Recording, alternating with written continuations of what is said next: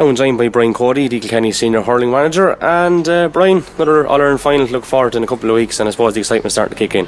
Yeah, for sure. Obviously it's a terrific thing to be involved with, you know. I mean, the All-Ireland final is a terrific day for everybody, not just the players and everybody involved in the team, but for the whole county, for all the people around the county. It brings a great sense of excitement to the whole place, and it's, like I said, it's a terrific thing to be involved in.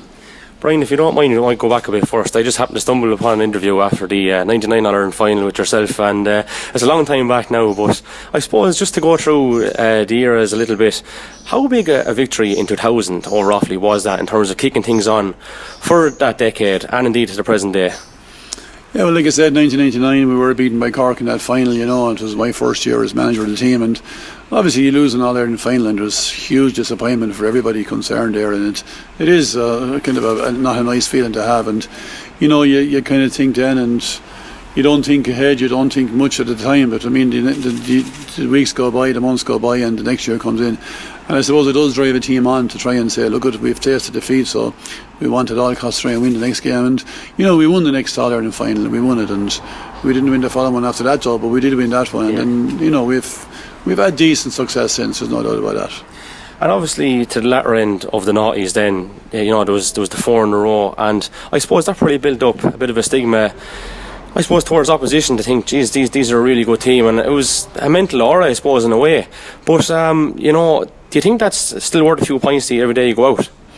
I don't know, I don't think so. I think every game is played on its merits, you know, and what happened last year or the year before doesn't have any real influence on the game at all. Once you start there, it's about getting it right on the day. I mean, the quality of the opposition is always top class and that, and certainly will be the next day again.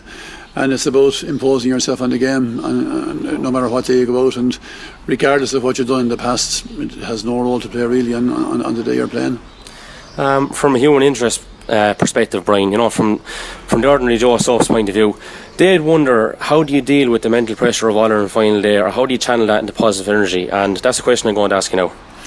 Yeah, well, I mean, if you were to get bogged down with the stresses of the day or anything else like that, you wouldn't be going to achieve much. I mean, it's a phenomenal thing to be doing, like, you know. It's something everybody would love to be doing, so you should never get tired of doing that, like, you know. It's not difficult to be involved in this thing. It's difficult not to be involved in it, if you like, if you're a sports person. So the excitement, you're driven along, you carry on, you drive it forward, and you know, the players love the training, they love the preparation, and then to have the nerve, then obviously it's a test of your nerve going out there on All-Ireland final day in Croke Park. Any big day, playing with your club, whatever it is, it's a test of your nerve, it's a test of your fitness, your skill, and your determination, and all of those things. But it's a question of just controlling all the things you can control and getting out of it. Yeah, of course, and I suppose you can look at it from a number of different ways. I suppose the older guys there, they have seen it all before, and from the other side of things, some of the younger lads probably throw a little bit of caution to the wind, because you know, you have that element of youth behind you, and you probably don't see fear as much. Yeah, that can happen.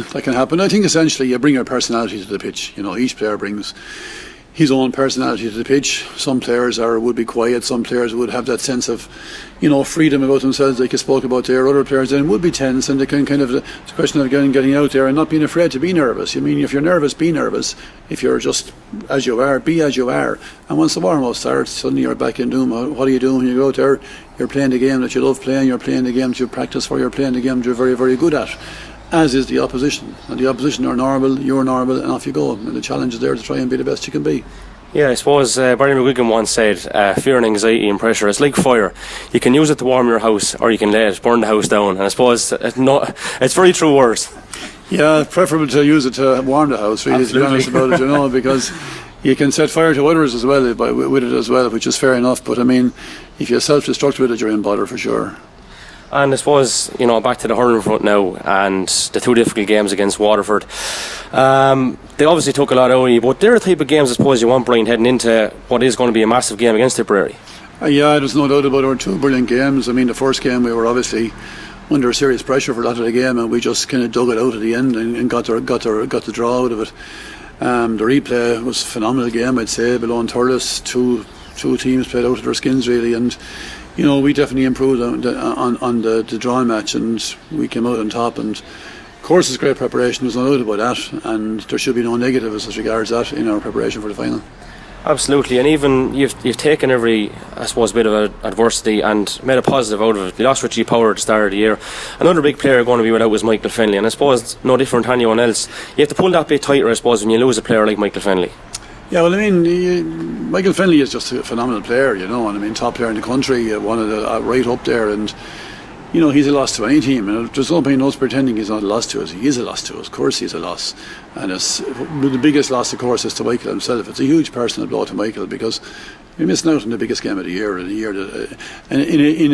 game that he had a huge influence on us getting to it. He played a huge part in it. The last day he was outstanding. But I mean, we have a panel of players and we get on with it, and you're not replacing Michael Fennelly with Michael Fennelly, but you don't have to. You bring in the player to be the player he is, to be the player himself is, and that's all is required. And we'd have a huge trust in our panel and the players that we have. I mean, even the last day, we picked a team that everybody wasn't expecting to be picked, and that's because we keep it competitive, and we don't worry about a settled team, and the form of players in training comes into play and that, and so we would have a huge confidence in whoever we pick. Yeah, and I suppose a lot of people from the outside in would have said, the strength and depth isn't what it was, but that's nonsense as far as I'm concerned anyway, because the last day you see the likes of Liam Blanchfield coming on, knocking over a few points, and John Jaffarl early in the year, so there's most definitely serious talent on that bench as well. Oh, well, I'm certain of that, Jack. There's no doubt about that. I mean, like I said, we have a huge confidence in the players who are there. Our training is very, very good because the quality of player we have, and 33-4 players we have there, they're capable of putting serious pressure on each other, and that's a basic requirement, and the players know what's involved, and whatever player is picked will come in to do the job for the team. And finally then, Brian, we'll just speak quickly about the opposition. Tipperary, as local as it gets, I suppose, and a lot of games this year up to the semi-finals probably weren't of the best standard, but I suppose we can expect a ding-donger here, and two teams going 15 on 15 and going hell for leather.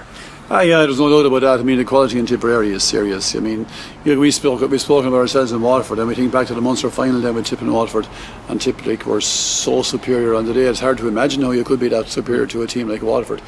And that can happen in hurling too, obviously. But, I mean, look, there's nothing between us. We could win the game, they could win the game. It'll be won on the day, it'll be decided on the day, whichever team brings everything to it.